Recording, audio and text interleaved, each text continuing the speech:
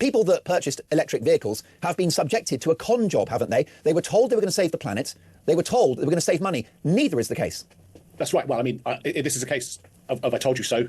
And that was very obvious quite early on into the development and rollout and the subsidy schemes that are available to people for these things. And if you think that, you know, the amount of money that was being offered by the government by way of subsidies for people to own these things was extraordinary. And there's a very simple rule: if something is too good to be true, then it is. And you work on and you let people, you know, smugness get the better of you. You weren't the planet savers, and you know you walked into this trap, and it was very obvious that at some point the rug was going to be pulled from underneath you. EVs were an attempt to make people obedient, not an attempt to offer a climate solution. Then, you know, they offer only marginal benefits. And if you get rid of your petrol or diesel car prematurely, then, you know, you're still a net carbon emitter. They've got to make the car, haven't they? They've got to make the car. And you can't make the car in Britain anymore because we don't do things like making steel, and we're losing our manufacturing industries as, you know, by the day. The more we sort of press this net zero agenda, and all of that capacity is moving to the east, where, of course,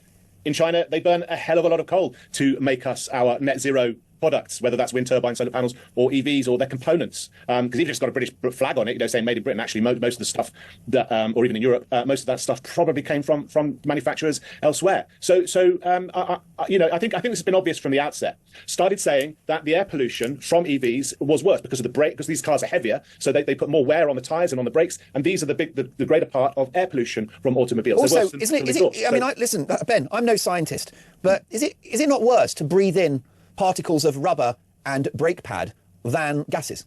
Well, it depends on what the gases are, I guess. But well, let's say, I mean, I don't know, what would you rather breathe in? You know, petrol fumes or small chunks of rubber and brake pad? I mean, I don't know, I'm not a scientist, but is it worth having that conversation? Here is the Chancellor on the subject of electric vehicles at the Dispatch box yesterday.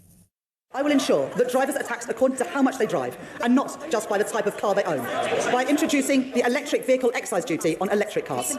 This will be payable each year alongside vehicle excise duty at 3p per mile for electric cars and 1.5p for plug-in hybrids. At 3p per mile for electric cars and 1.5p for plug-in hybrids.